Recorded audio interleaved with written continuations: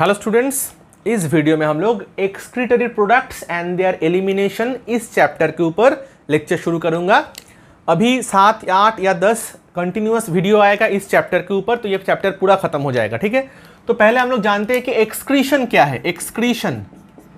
Excretion क्या है?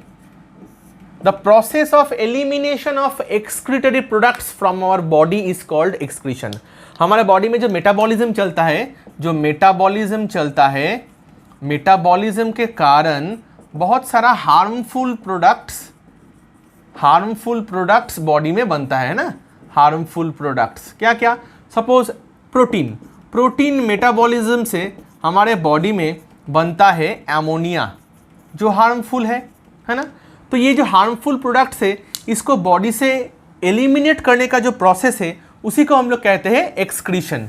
ठीक है, अब एक्सक्रीटरी प्रोडक्ट्स तो बहुत कुछ होता है, लेकिन उनमें से जिसमें नाइट्रोजन रहता है, यानी नाइट्रोजेनस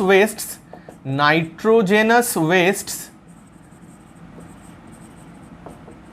ये सबसे ज़्यादा हार्मफुल होता है। ठीक है, तो एक्सक्रीटरी प्रोडक्ट में हम लोग नाइट्रोजेनस वेस्ट को लेके ज़्यादा पढ़ेंगे, क्योंकि ये ज़्यादा हम लोग के लिए हार्मफुल है। अब पहले हम लोग देखेंगे मोड ऑफ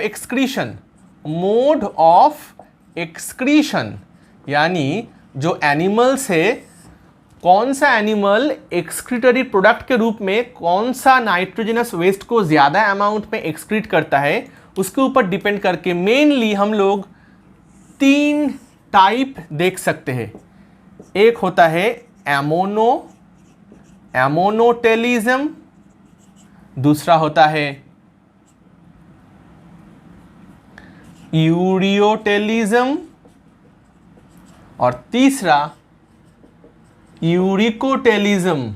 ठीक है, इन तीनों को छोड़ के और भी होता है, मैं बाद में आता हूं, लेकिन एनसीईआरटी में ये तीनों के बारे में ही बोला गया है, तो ये तीनों के बारे में हमें सबसे अच्छे से पढ़ना होगा। एमोनोटेलिज्म का मतलब क्या है? जो एनिमल्स एमोनिया को एमोनियम आयन के रूप में, एमोनियम यानी NH4+, ठीक है, तो जो एनिमल्स एमोनिया को एक्सक्रीट करेगा in the form of ammonium ion, उस प्रोसेस को हम लोग कहेंगे एमोनोटेलिज्म, और उस एनिमल्स को हम लोग कहेंगे एमोनोटेलिक एनिमल्स। ठीक है, तो एमोनोटेलिक एनिमल्स का एग्जाम्पल हमें याद रखना होगा। क्या क्या होगा? बोनीफिशेज यानी क्लास ऑस्टिक्थिस, फिर होगा एक्वाटिक एम्फीबिया, और क्या एग्जाम्पल दिया गया है एनसीईआरटी में? Aquatic insects. अब देखो, ये तीनों जो मैंने एग्जाम्पल बोला, ये तीनों ग्रुप का जो एनिमल्स है वो वाटर में पाया जाएगा। यानी एमोनिया को एक्सक्रीट करने में, ये जान लो, सबसे ज़्यादा हाईएस्ट या मैक्सिमम, मैं लिखता हूँ, मैक्सिमम अमाउंट ऑफ वाटर लगता है एमोनिया को एमोनियम आयन के रूप में बॉडी से निकालने के लिए। तो इसलिए इसका एग्जाम्पल में जो एनिमल है, देखो, सभी पानी में पाया जाएगा, है ना। तो याद रखने में आसानी होगा। ठीक है, तो maximum amount of water required for the elimination of ammonia. और क्या? ये एमोनिया मोस्ट टॉक्सिक, ये तीनों में सबसे ज्यादा टॉक्सिक कौन है? एमोनिया। यूरियोटेलिज्म मतलब जहां पे यूरिया एक्सक्रीट किया जाएगा। और एक चीज, अगर मैं बोलता हूं कि कोई एनिमल एमोनोटेलिक है, उसका मतलब यह नहीं कि वो 100% एमोनियम को ही निकालता है बॉडी से और बाकी कोई चीज नहीं निकलता, ऐसा नहीं है। Maximum amount of ammonium. ठीक है, जैसे अगर ह्यूमन के बारे में बात करेंगे, हम लोग यूरियोटेलिज्म है। ठीक है, हम लोग यूरियोटेलिज्म है, मतलब हम लोग का एक्सक्रीटरी प्रोडक्ट में सबसे ज़्यादा अमाउंट में यूरिया पाया जाएगा। लेकिन हमारे यूरिन में यूरिक एसिड भी होता है ना। स्मॉल अमाउंट में यूरिक एसिड भी होता है, लेकिन यूरिक एसिड को मेनली एक्सक्रीट करता है कौन? यूरिकोटेलिक एनिमल्स, है ना। तो जो लोग यूरिकोटेलिक एनिमल्स है वो यूरिक एसिड को एक्सक्रीट करता है मैक्सिमम अमाउंट में, लेकिन हम लोग तो यूरिया को मैक्सिमम अमाउंट में एक्सक्रीट करते हैं। तो हम लोग यूरियोटेलिक एनिमल्स है, लेकिन हम लोग के यूरिन में भी स्मॉल अमाउंट में यूरिक एसिड होता है, ठीक है। और यूरिक एसिड जिन जिन फूड में ज़्यादा अमाउंट में पाया जाता है, सपोज टोमेटो, तो वैसा खाना ज़्यादा खाने से क्या होता है, बॉडी में यूरिक एसिड क्रिस्टल फॉर्म में डिपोजिटेड हो जाता है। कहाँ पे? जॉइंट्स में होता है, फिर कार्टिलेज में होता है, फिर किडनी में होता है, ठीक है।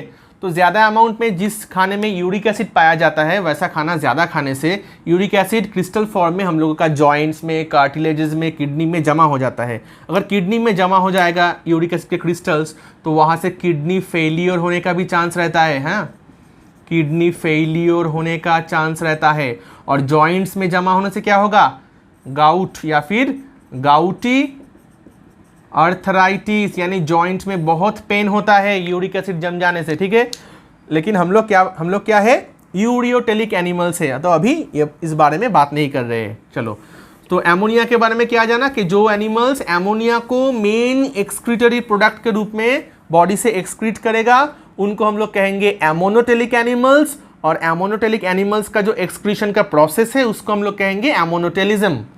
एमोनियम आयन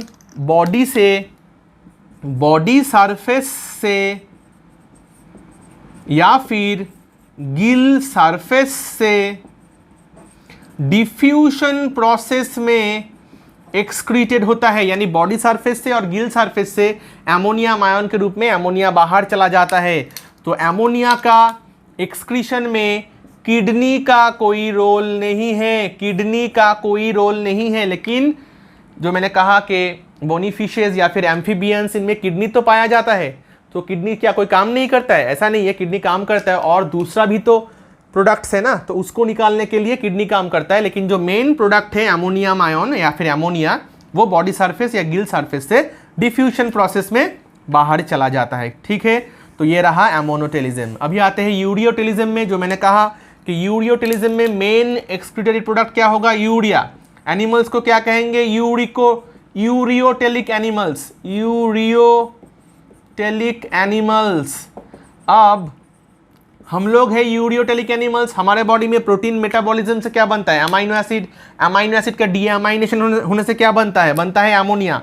तो हमारे बॉडी में भी एमोनिया बनता है सबसे पहले, लेकिन एमोनिया को यूरिया में कन्वर्ट कर देता है कौन सा ऑर्गन?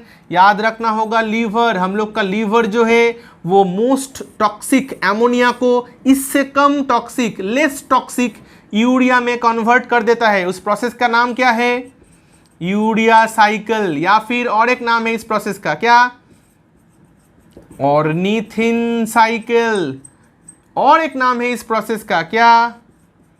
क्रेब्स हेंसलेट साइकिल, ठीक है। तो हमारे बॉडी में भी सबसे पहले एमोनिया तैयार होता है प्रोटीन मेटाबॉलिज्म से। जो एमोनिया प्रोड्यूस होता है वो लीवर में जाके यूरिया में कन्वर्ट हो जाता है, कौन सा प्रोसेस से? यूरिया साइकिल, या फिर ऑर्निथिन साइकिल, या फिर क्रेब्स हेंसलेट साइकिल, ठीक है। तो ये एमोनिया बहुत ज़्यादा टॉक्सिक है, इससे कम टॉक्सिक। एमोनिया एक्सक्रीट करने के लिए बहुत वाटर का ज़रूरत होता है, बहुत ज़्यादा पानी का ज़रूरत होता है, लेकिन यूरिया को एक्सक्रीट करने के लिए एमोनिया से कम अमाउंट का वाटर रिक्वायर्ड होता है, ठीक है। एग्जाम्पल देख लेते हैं, यूरियोटेलिक एनिमल्स का एग्जाम्पल देख लेते हैं। मैमल्स तो होगा, मैंने तो कहा कि ह्यूमन्स आर यूरियोटेलिक एनिमल्स, तो मैमल्स हो गया। और क्या होगा? लैंड एम्फीबिया होगा, ठीक है। और क्या होगा? Chondrichthyes, Chondrichthyes